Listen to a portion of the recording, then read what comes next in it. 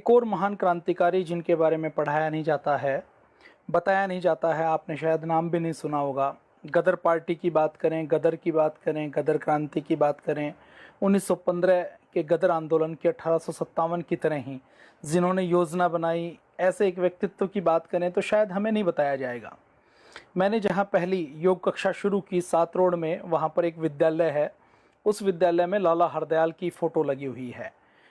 14 अक्टूबर 1884 लाला हरदयाल का जन्मदिन है। इस दिन लाला हरदयाल का जन्म हुआ नई दिल्ली में। उनके पिताजी एक कोर्ट में काम करते थे, विद्वान थे, फारसी के, उर्दू के, बचपन से ही पढ़ने लिखने का मौका मिला, पढ़ाई में बहुत होशियार थे। तो ये जो नाम आपने नहीं सुने हैं, इनको आज श्रद्धांजलि देंगे, इनको आज नमन करेंगे, इनको आज स्मरण करेंगे, इनके बारे में आज हम बातचीत करेंगे, इनके बारे में थोड़ा सा हम जानेंगे कि ये कौन थे, इनका उद्देश्य क्या था, इन्होंने क्या क्रांति की, ये क्या करना चाहते थे। ये जो लाला हरदयाल थे, इनका नाम शायद आपने कहीं सुना हो। ये महर्षि दयानंद के शिष्य थे, आर्य समाज के कार्यकर्ता थे, लाला लाजपत राय जी के शिष्य थे, श्याम जी कृष्ण वर्मा, मैडम बीकाजी गामा, सरदार सोहन सिंह भकना, वीर सावरकर, मदन लाल धिंगड़ा, इन सबके सहयोगी थे, इन सबके समकालीन थे। और कितने बड़े विद्वान थे, आप अंदाज़ा लगा लीजिए कि 13 भाषाएं ये जानते थे, 13 भाषाओं को बोल सकते थे, लिख सकते थे, इतने बड़े विद्वान थे। बहुत सारे समाचार पत्रों का इन्होंने संपादन किया। गदर के नाम से एक समाचार पत्र इन्होंने निकाला जो एक चिंगारी की तरह था। अमेरिका में रहकर कई कई समाचार पत्र इन्होंने निकाले। तो ऐसे लाला हरदयाल थे। ये इनके जो पिताजी है वो माथुर थे, कायस्थ पंजाबी परिवार था। लाला इनके साथ शब्द जुड़ता है जो पहले से जोड़ा जाता है। तो इनके बारे में अगर हम बात करें तो इन्होंने युगांतर की, गदर की स्थापना की। और 1915 में जब फर्स्ट वर्ल्ड वार हो रहा था तो 1857 की क्रांति तो असफल हो गई थी।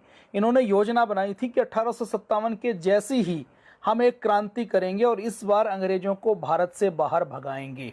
अब ये जो समय है लाला हरदयाल का, ये समय आप देखिए, 1857 की क्रांति हो चुकी है, उसमें बहुत कुछ पूरी तरह से सफल नहीं हो पाई। 1905 में बंग भंग का आंदोलन हुआ, खुदीराम बोस ऊपर उठते हैं। बंग भंग के आंदोलन के बाद स्वदेशी का आंदोलन चला, बहिष्कार का आंदोलन चला। थोड़े दिन बाद ये बहुत सफल नहीं हो पाया, तो जो इनमें भाग ले रहे थे, जिन विद्यार्थियों ने अपना स्कूल कॉलेज छोड़ा था, जिन कर्मचारियों ने अपनी नौकरी छोड़ी थी, उनको झटका लगा। 1907 में इसी प्रकार फिर 1906 में बरकतुल्ला का नाम आपने शायद नहीं सुना होगा, राजा महेंद्र प्रताप जी का नाम आपने नहीं सुना होगा। इन्होंने पहली अस्थायी सरकार बनाई थी जिसको जर्मनी और रूस ने अपनी सहमति दी थी, अपना समर्थन दिया था, अपनी मोहर लगाई थी। और बरकतुल्ला उसके प्रधानमंत्री बने थे। अफगानिस्तान में इसकी स्थापना की गई थी। और राजा महेंद्र प्रताप जी, इनका नाम आपने नहीं सुना होगा। ये जो अलीगढ़ का मुस्लिम विश्वविद्यालय है, इसकी जो ज़मीन दान की हुई है, राजा महेंद्र प्रताप सिंह जी की जान की हुई है। तो इन्होंने society for advancement of India इन्होंने बनाई। 1907 में द्वारिकानाथ नाम के एक क्रांतिकारी हुए हैं, इन्होंने इंडियन इंडिपेंडेंस लीग बनाई। फिर एक तारकनाथ हुए हैं। इन सब क्रांतिकारियों ने, एक सरदार सोहन सिंह भकना हुए हैं, इन सब लोगों ने मिलकर अलग अलग स्थानों के ऊपर मिलजुल कर क्रांतियां की। तो आज हम बात करेंगे लाला हरदयाल की। लाला हरदयाल का जन्म 14 अक्टूबर 1884 को दिल्ली के पंजाबी कायस्थ परिवार में हुआ, चांदनी चौक में। उनके पिताजी का नाम गोरीदयाल माथुर था। उर्दू और फारसी के वो बड़े विद्वान थे। जिला न्यायालय में दिल्ली में रीडर का काम करते थे और छोटी सी उम्र से ही आर्य समाज से प्रभावित हो गए। हरदयाल जी ने अपने पिता से बहुत सा ज्ञान आरंभ किया। कैम्ब्रिज स्कूल में उन्होंने स्कूली शिक्षा की, सेंट स्टीफन कॉलेज में दिल्ली में संस्कृत से ग्रेजुएशन की, पंजाब यूनिवर्सिटी लाहौर से संस्कृत से फिर पोस्ट ग्रेजुएशन की। पढ़ाई के लिए उनके लगाव को देखकर उनको 200 पाउंड की, ब्रिटिश पाउंड की उस समय छात्रवृत्ति मिली और इस स्कॉलरशिप से वो लंदन में पहुंच गए। और लंदन में जाकर इन्होंने ऑक्सफोर्ड यूनिवर्सिटी में 1905 में इन्होंने एडमिशन ले लिया। और वहाँ भी इनको 2-2 स्कॉलरशिप अलग से मिली। इतने बड़े इंटेलिजेंट थे। कितने इंटेलिजेंट थे आप अंदाज़ा लगा लीजिए। विलियम शेक्सपियर के नाटक अंग्रेजी भाषा के बड़े बड़े नाटक माने जाते हैं। इनके साथ रहने वाले इनके दोस्त जब कोई नाटक सुनना चाहते थे तो इनको 4-5 घंटे पहले बताते थे, 12 घंटे पहले बताते थे। और उसके बाद ये बिना देखे पूरा का पूरा नाटक वैसे ही सुना देते थे। इन्होंने कई सारी पुस्तकें लिखी और जितनी भी पुस्तकें लिखी उनके रेफरेंस के लिए, जैसे पुस्तकें लिखते हुए रेफरेंस के लिए पेज पलटने पड़ते हैं, तो ये पेज और पन्ने नहीं पलटते थे, इनको रेफरेंसेस याद रहते थे। इनको एक तरीके से चलता फिरता कंप्यूटर कहा जाता था। इनके बारे में कहा जाता था कि यदि ये शांति काल में पैदा होते, किसी अच्छे देश में पैदा होते, तो बहुत बड़ा काम करके दिखाते। तो ऐसे विलक्षण प्रतिभा के धनी थे लाला हरदयाल। लाला हरदयाल ने ऑक्सफोर्ड में ले लिया, वहाँ पर 2 छात्रवृत्ति मिली। अब दिल्ली में पहले ये मास्टर अमीरचंद नाम के क्रांतिकारी होते थे, जिनकी एक अंडरग्राउंड संस्था थी, उसके सदस्य बन गए थे। जब लंदन में रहे तो लंदन में श्यामजी कृष्ण वर्मा से मिले, मैडम बीका जी से मिले। उन्होंने इंडिया हाउस की स्थापना की गई थी। और ये लाला हरदयाल इतने इंटेलिजेंट थे कि एक साथ 5-5 काम कर लेते थे। महर्षि दयानंद से, लाला लाजपत राय से बहुत प्रभावित थे। लंदन में जाकर बीकाजी गामा, वीरेंद्रनाथ चट्टोपाध्याय, वीर दामोदर सावरकर, इन सब के वो संपर्क में आए। इन सब के साथ मिलकर इन्होंने क्रांति की योजना बनानी शुरू की। देश की आज़ादी को लेकर पहले से इनको स्पष्ट था कि अंग्रेजों को देश के बाहर निकालना है, तो ये इनकी योजना थी। ऑक्सफोर्ड की पढ़ाई के दौरान 1907 में इन्होंने इंडियन सोशलिस्ट मैगजीन में अंग्रेजी सरकार पर सवाल उठाते हुए कड़ा लेख लिखा। और ये वो समय था जब कोई एक लेख लिखता था तो उसको काला पानी दे दिया जाता था। एक अगर अंग्रेजों के लिए कुछ लिखा तो उसको तुरंत फांसी के ऊपर लटका दिया जाता था। यही वो समय था जब लोकमान्य तिलक को एक संपादकीय लिखने के कारण मांडले की बर्मा की जेल में डाल दिया गया। 1 साल तक 6 महीने तक उनको जेल की कड़ी सजा दी गई। तो इंडियन सोशलिस्ट में इन्होंने लेख लिखा। इतिहास का इन्होंने बहुत गहन अध्ययन किया। और जब अंग्रेजी शिक्षा पद्धति में जब इनको ऑफर मिल रहा था कि आईसीएस बन सकते हैं, जो नेताजी ने परीक्षा पास की थी वैसे ही, तो इन्होंने आईसीएस की परीक्षा को ठुकरा दिया और ये कहा कि ये तो भाड़ में जाए, मुझे इसकी आवश्यकता नहीं है। ऑक्सफोर्ड की स्कॉलरशिप छोड़ दी, उसको ठोकर मार दी और 1908 में भारत वापस आ गए। पढ़ाई को बिना पूरी किए ऑक्सफोर्ड की ठोकर मार के अपनी पीएचडी अधूरी छोड़ के वापस भारत आ गए और पूना में जाकर लोकमान्य तिलक से मिले, लाला लाजपत राय से मिले। और इनका एक ही उद्देश्य था कि अंग्रेजों को भारत से बाहर भगाना है, अंग्रेजों के विरुद्ध क्रांति की है। ये जो आज़ादी हमें मिली है ये एक दिन में नहीं मिली है, इसके लिए बहुत से प्रयास हुए हैं। उसमें से अधिकतर प्रयास पूरी तरह से सफल नहीं हो पाए।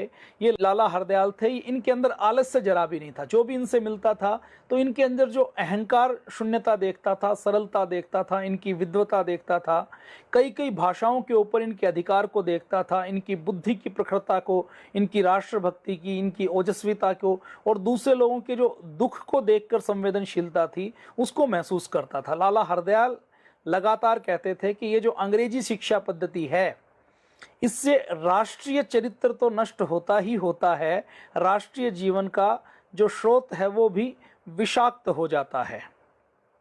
1907 में जब ये भारत में आ गए तो 1908 में इन्होंने प्रवचन करना शुरू किया। इनके प्रवचन इतने क्रांतिकारी होते थे कि विद्यार्थी कॉलेज छोड़ देते थे, जो अंग्रेजों की नौकरी कर रहे थे वो नौकरी छोड़ देते थे। अब जो गांधी जी हैं इस समय तक आए नहीं है, गांधी जी कहीं पिक्चर में नहीं है। गांधी जी 1914 के बाद पिक्चर में आते हैं। 1909 में उन्होंने हिंद स्वराज लिखी, वो जब लंदन से वापस आ रहे हैं तो जहाज के ऊपर 1909 और 10 के बाद 1912 के आसपास, तो गांधी जी अभी पिक्चर में नहीं है। तो गांधी जी से पहले इन्होंने असहयोग आंदोलन शुरू कर दिया था। जब मदनलाल धींगड़ा लंदन में करजन वायली को गोली मारते हैं तो सरेआम ये मदनलाल धींगड़ा की प्रशंसा करते हैं, मदनलाल धींगड़ा को की सराहना करते हैं। ये अब भारत में आते हैं। अब जब ये भारत में आते हैं तो अंग्रेजी सरकार का फिर नज़र पड़ती है। ये पंजाब में चले जाते हैं, पंजाब में, पटियाला में, दिल्ली में, लाहौर में होते हैं। तो पंजाब नाम का एक अंग्रेजी का समाचार पत्र निकालते हैं, वहाँ भी ऐसे ये लिखते रहते हैं। अंग्रेजी सरकार उनके ऊपर बैन लगाने की सोचती है, गिरफ्तारी के लिए हथकंडे लगाती है। तो लाला लाजपत राय समझ जाते हैं कि लाला हरदयाल को गिरफ्तार किया जाएगा। तो लाला लाजपत राय कहते हैं कि काला पानी जैसी सज़ा मिली या कहीं इनको अंदर डाल दिया तो एक विलक्षण प्रतिभा का व्यक्ति चला जाएगा। तो वो इनको कहते हैं कि तुम ये देश छोड़कर तुम बाहर चले जाओ, अमेरिका में जाकर भारत की आज़ादी के लिए वहाँ से लेखन का काम, प्रकाशन का काम, क्रांतिकारियों को जोड़ने का काम करो। और ये विदेशी धरती के ऊपर अंग्रेज़ों के साथ उस समय तक ब्रिटेन का बहुत ज़्यादा टाई अप नहीं है, क्योंकि ब्रिटिश का गुलाम अमेरिका होता था। तो अमेरिका में सुरक्षित रहोगे। तो ये लाला लाजपत राय की बात जानकर पहले ये पेरिस में जाते हैं। पेरिस में जाकर फिर जिनोवा में वंदे मातरम पत्रिका का संपादक शुरू करते हैं। ये वंदे मातरम पत्रिका वो है जो मैडम बीकाजी गामा निकालती हैं।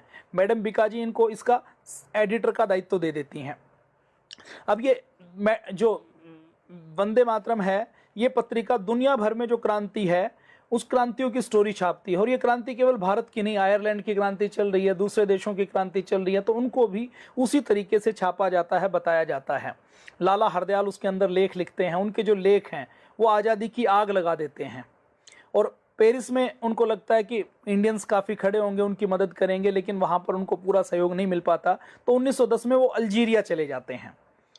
अल्जीरिया में भी जब कोई विशेष सफलता नहीं मिलती तो क्यूबा और जापान जाना चाहते हैं, लेकिन एक वो छोटे से टापू के ऊपर मार्टिनिक चले जाते हैं और वहाँ पर सन्यासी की तरह जीवन बिताते हुए थोड़ी सी साधना करते हैं। वहाँ पर वो अपना स्वाध्याय करते हैं, संस्कृत का स्वाध्याय करते हैं। फिर भाई परमानंद जी उनको ढूंढते ढूंढते फिर पहुँचते हैं और 2010-11 में उनको ढूंढ के वो फिर उनको वहाँ से ऑक्सफोर्ड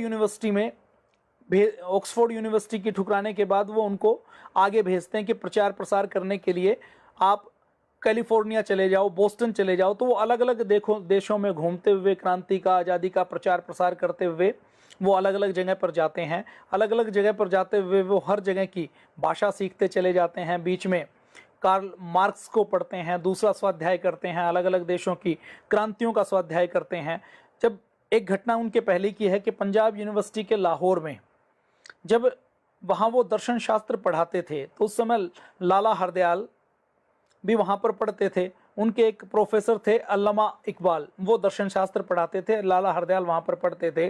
तो वहाँ पर लाहौर के नौजवानों के मनोरंजन के लिए क्लब हुआ करता था, young man Christian association, YMCA। अब ये कॉलेज भी है YMCA के नाम से, इंजीनियरिंग। तो लाला हरदयाल की वहाँ पर क्लब के सचिव के साथ बहस हो गई। हिंदुस्तान की इज्जत की बात थी।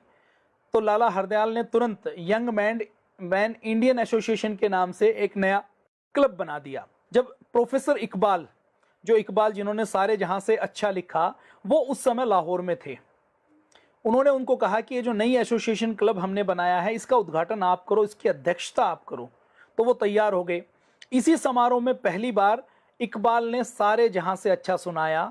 और ये शायद पहली बार हुआ कि किसी समारोह में जो अध्यक्षता करता है उसने गाना गाया हो, तराना गाया हो, और गाना भी एक बार नहीं।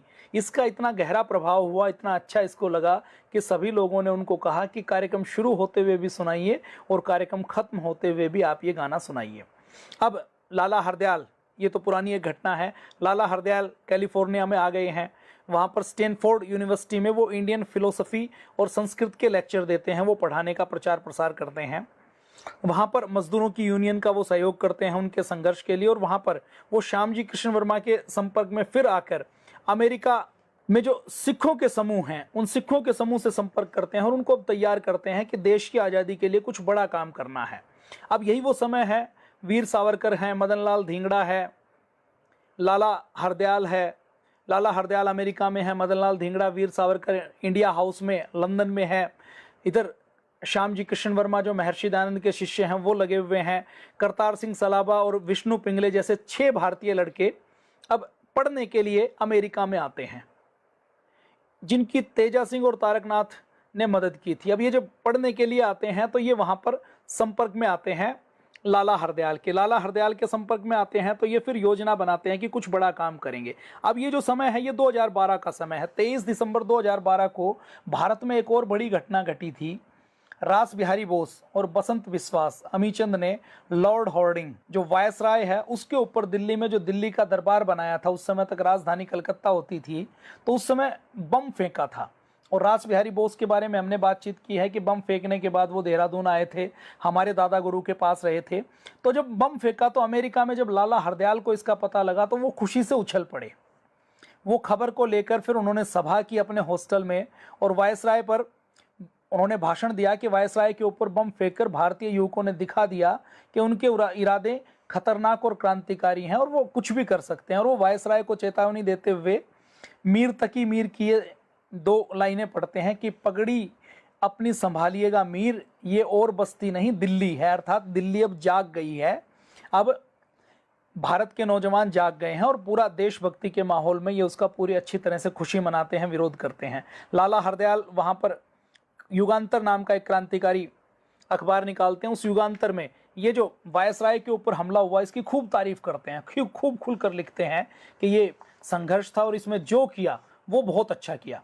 अब 12-13 में गदर पार्टी बनाते हैं, सोहन सिंह भकनायक हैं, उनको प्रधान बनाया जाता है, लाला हरदयाल खुद उसके सेक्रेटरी बनते हैं, महामंत्री बनते हैं और गदर पार्टी की नींव रखते हैं। 25 जून 1913 को गदर पार्टी की रखी जाती है इस उद्देश्य के साथ, इस गदर पार्टी से हम पूरी दुनिया के क्रांतिकारियों को इकट्ठा करेंगे, उनको मंच देंगे, उनको जोड़ेंगे और इस गदर पार्टी के माध्यम से हम भारत में जर्मनी की मदद से, रूस की मदद से हम हथियार लेकर जाएंगे और हथियार लेकर जाकर भारत में एक नई क्रांति करेंगे। और ये जो क्रांति करेंगे ये 1857 की तरह असफल नहीं करेंगे, इस क्रांति को हमें सफल करना है। इस उद्देश्य के साथ गदर पार्टी 25 जून 1913 में बनाई जाती है, जिसके बारे में हमें ज़्यादा पढ़ाया नहीं जाता, ज़्यादा बताया नहीं जाता।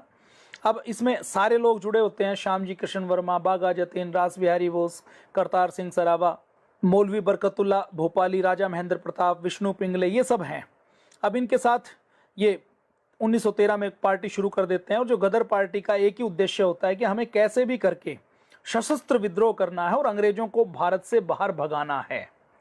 अब 1914 में फर्स्ट वर्ल्ड वॉर शुरू होता है, पहला विश्व युद्ध शुरू होता है और ये देखते हैं कि पहले विश्व युद्ध में जब ब्रिटेन फंस जाएगा, इसकी सेना भारत में कम हो जाएगी, भारत के लोगों को, सैनिकों को अलग अलग जगह पर ये लड़ने के लिए भेजेंगे, तो हम क्रांति करेंगे, क्रांति करके जब कम सैनिक होंगे तो भारतीय सैनिकों को दोबारा से तैयार करेंगे, भारत बाहर से सिखों को तैयार करके भेजेंगे, भारतीयों को तैयार करके भेजेंगे, क्रांतिकारियों को, और भारत के सिपाहियों को लेकर विद्रोह करेंगे और इस बार असफल विद्रोह नहीं होने देंगे। अभी होता क्या है कि जब फर्स्ट वर्ल्ड वॉर होता है तो अमेरिका और ब्रिटेन जो अलग अलग होते हैं उनके अंदर संधि हो जाती है और वो दोनों एक हो जाते हैं। वो दोनों एक होकर जो अभी तक अमेरिका में रहकर क्रांतिकारी काम कर रहे थे उसमें खतरा उत्पन्न हो जाता है। अमेरिका की पुलिस भी ब्रिटेन का सहयोग करने लग जाती है। अब युगांतर आश्रम बनाया जाता है, गदर पार्टी का मुख्यालय बनाया जाता है, हिंदुस्तान गदर के नाम से उर्दू संस्करण का पहला अंक नवंबर 1913 में छापा जाता है। फिर दिसंबर में पंजाबी गुरुमुखी का संस्करण छापा जाता है। लाला हरदयाल की जो पत्र पत्रिकाएं हैं इनका इफेक्ट क्या होता था आप अंदाजा लगा लीजिए। ये भारत की भी गुजराती में, मराठी में, दूसरी भाषाओं में छापते थे और इनके एक एक पन्ने जब भारत में आते थे तो उसके ट्रांसलेशन किया जाता था, उसको ट्रांसलेशन करके अलग अलग तरह से छापा जाता था और ये जो लिखते थे उससे क्रांति होती थी।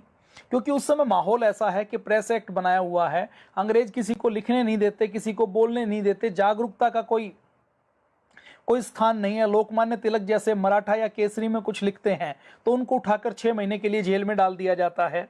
तो ये गदर के साथ उन्होंने शुरू कर दिया और लाला हरदयाल इस बीच लग जाते हैं कि जो सिख समाज के लोग जो बाहर रहते हैं उनको वो जगाने का काम कर देते हैं। अब 2014 में एक और घटना होती है। अपने भारत से बहुत से लोग कनाडा में जाते थे, कनाडा में जाकर, अमेरिका में जाकर रहते थे, वहाँ पर अपना काम करते थे, खेती किसानी करते थे या नौकरी करते थे। तो एक बड़ा क्रेज लोगों को वहाँ जाने में होता है। तो कामागाटा मारू नाम का एक जहाज किराए पर लेकर भारत के कुछ लोग वहाँ पर जाते हैं। तो कनाडा में वैंकूवर नाम की जगह पर उनको पोर्ट के ऊपर उनको लैंड नहीं करने दिया जाता, उनको हार्बर के ऊपर रोक दिया जाता है और जहाज को समुद्र में 2 महीने के लिए खड़ा कर दिया जाता है। अब उसके अंदर जो 370 लोग हैं उन 370 लोगों के पास ना खाने के लिए है, वो बीमार है, लेकिन वहाँ के लोगों ने, कनाडा के वैंकूवर के लोगों ने, अमेरिकी लोगों ने उनको जहाज को हार्बर के ऊपर, पोर्ट के ऊपर उतरने नहीं दिया और उनके ऊपर एक मानवीय त्रासदी के रूप में उनको परेशान किया। अब वर्ल्ड वार छिड़ जाता है तो उस जहाज को वहाँ से वापस भेज दिया जाता है, वो इंडिया में आता है।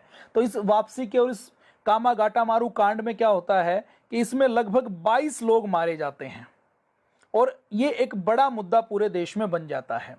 अब गदर पार्टी के बीच में जब ये घटना होती है तो गदर पार्टी के सारे सरदार सोहन सिंह, लाला हरदयाल, इन सब को बहुत गुस्सा आता है और वो ये सोचते हैं कि अंग्रेज तो बहुत बुरे हैं, इनको मजा चखाना पड़ेगा। तो ये जो गदर पार्टी है इसका विचार क्या था? इसका विचार था कि अंग्रेजों के विरुद्ध हथियार उठाना गद्दारी नहीं है।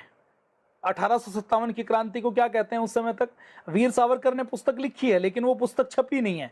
तो 1857 की क्रांति को कहा जाता है इस समय कि जो 1857 की क्रांति है ये क्रांति नहीं, सिपाही विद्रोह था, ये गदर था, ये ऐसे ही कुछ लोगों का हल्ला गुल्ला था, ये तो राजाओं का, नवाबों का युद्ध था अपनी सत्ता को बचाने के लिए, ऐसा अंग्रेज कहते हैं।